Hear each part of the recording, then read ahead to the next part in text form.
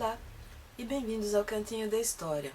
Esse episódio vai para Flávia, que estuda na UFSC e que me pediu para falar um pouco sobre Giovanni Levi e a herança imaterial. A herança imaterial está inserido naquela corrente historiográfica da microhistória.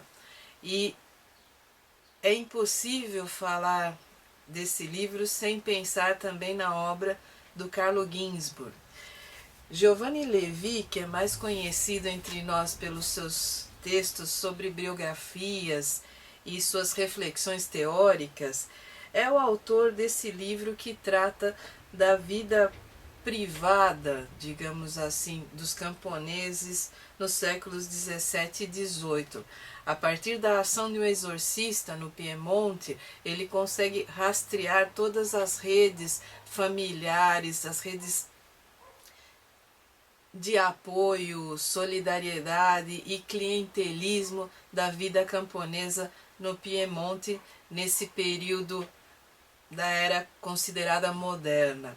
Então, eu não consigo pensar na microhistória sem pensar no Ginzburg e nessa questão de você se aproximar da mentalidade no registro que pode ser de curtíssima duração ou alguma coisa mais abrangente, mas com uma erudição, com um conhecimento de época, com uma grande base, tanto documental quanto teórica. No caso do Giovanni Levi, ele também recorre aos documentos notariais da mesma maneira que o Ginzburg fez, tanto para tratar dos Benandanti quanto do Menoque Scandella. O que é interessante nesse conceito de herança imaterial é a dimensão que a história das mentalidades adquire a partir dessa abordagem praticada pela microhistória. O que é herança imaterial? Ao examinar os documentos notariais, os testamentos, inventários, transferências de bens, o modo como a cultura material circula entre os camponeses, o autor conseguiu rastrear o que existe de imaterial nessas relações, o que existe de tradicional, o que existe. Como é que a gente poderia abordar essa dicotomia? Você tem, e isso para quem nunca pegou um documento na mão fica mais difícil. Quando você examina um testamento no arquivo, ou quando você examina um inventário, que aí já é um documento mais abrangente, o testamento fala muito sobre as relações familiares. Não é apenas o que se lega, mas a quem se lega. Independente da legislação exigir que a propriedade seja dividida de maneira X ou Y entre os herdeiros, existe o modo como isso é dividido. Se aqui no Brasil fica 50% para a viúva e 50% a ser dividido entre os filhos. Mas o modo como esse 50% é estabelecido e o que toca a cada um, no caso das pessoas que não têm muitos bens, é que é interessante. Muitas vezes os testamentos dos mais pobres são mais interessantes do que os testamentos dos mais ricos, porque a restrição desses objetos é que torna interessante o modo como foram divididos. No Brasil, muitas vezes a gente tem inventários, e aí já é o momento em que se procede a divisão, não é apenas se a pessoa é pobre e morreu sem testamento, mas mesmo assim deixou algumas posses, o modo como o inventário é organizado e o que se deixa para quem, como é que se divide essas posses, é que torna interessante e que levou, no caso do Piemonte, o Giovanni Levi a estabelecer essas redes familiares e clientelares, o modo como essas pessoas se relacionavam socialmente. E vão aí uma série de questões. Quando se trata de reconstruir a história das classes populares, daquelas classes que não têm uma visibilidade social a não ser no momento em que cometem crimes, ou quando nascem, ou quando morrem, que é quando o Estado registra essas pessoas, e quanto mais antiga a documentação, nem é o Estado que registra, é a Igreja Católica nos países católicos. A única visibilidade documental que essas pessoas têm é nesses momentos de passagem, como o nascimento, o casamento ou o falecimento, e no momento em que cometem um determinado crime e entram na malha do Estado. Rastrear as suas vidas a partir desse tipo de documentação requer um grande conhecimento, tanto de época quanto da própria estrutura de quem produziu esses documentos. Quem é a igreja que está recenseando, quem é o Estado que está punindo, prendendo ou investigando, quem compõe essas sociedades. E é nesse momento que entram esses conceitos de história das mentalidades e de microhistória. Como é que nós nos aproximamos dessas fontes para trabalhar os documentos? Giovanni Levi é interessante e os textos do Giovanni Levi são de difícil acesso para nós, porque não estão disponíveis nas livrarias como os do Ginsburg, que é um autor muito mais conhecido e muito mais bom de mídia, eu diria. Tudo que eu li do Giovanni Levi foi em cópias, xerox, e algumas coisas agora já se encontram em PDF na internet. Mas é uma leitura interessante, é uma leitura importante, porque para nós aqui no Brasil, que temos bastante documentação, mas dependemos desse tipo de documentação que ou é estatal ou é religiosa, é importante estar sempre em contato com os paradigmas de pesquisa e as maneiras de se aproximar dessa documentação.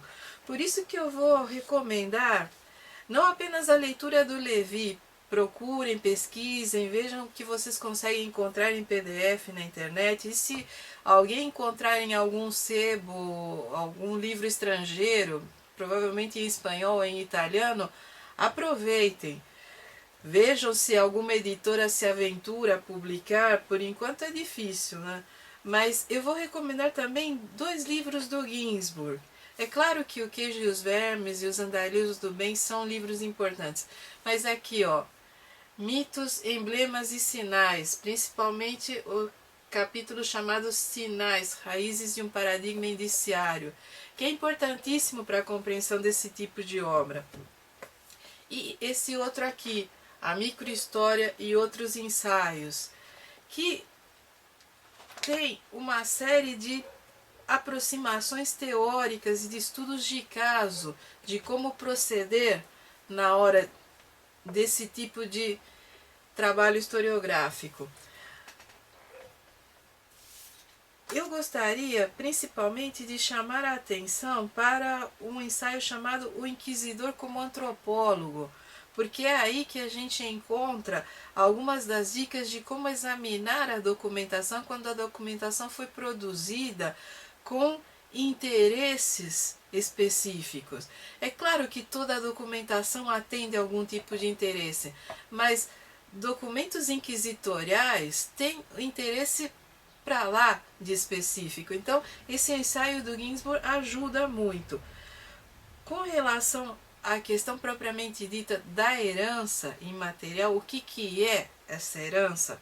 Depois de todo esse preâmbulo situando o trabalho do Levi, veja você que um dos grandes problemas de entender o outro sem cometer anacronismo, um dos grandes problemas de se aproximar de seres humanos vivendo em épocas muito diferentes, em culturas diferentes e em culturas que têm seus próprios códigos de comportamento, é a conceituação desses códigos. O que o Levi chama de herança imaterial é toda essa tradição de contatos, de redes, de comportamentos que faz com que as pessoas se identifiquem como fazendo parte de uma sociedade ou de um pequeno núcleo específico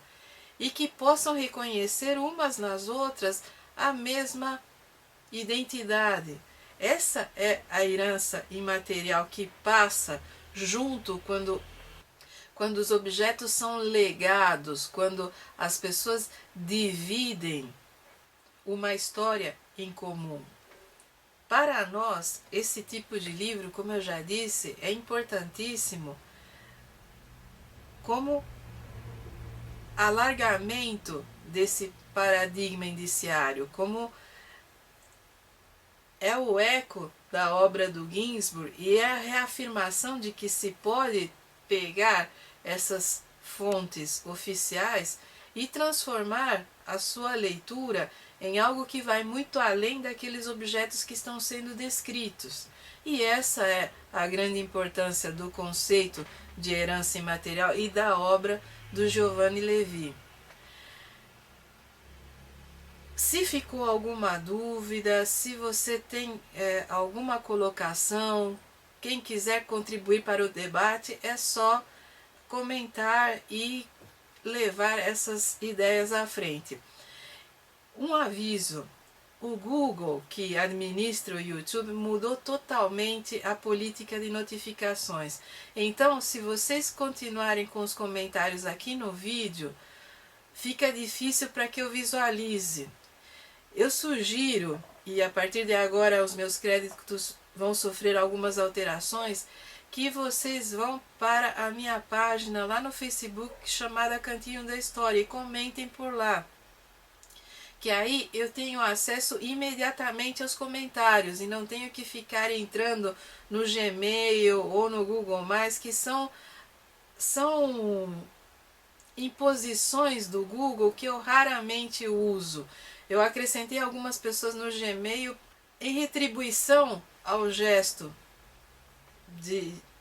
foram pessoas muito simpáticas e que comentam coisas interessantes nos vídeos, então eu acrescentei, mas eu raramente uso o Google+.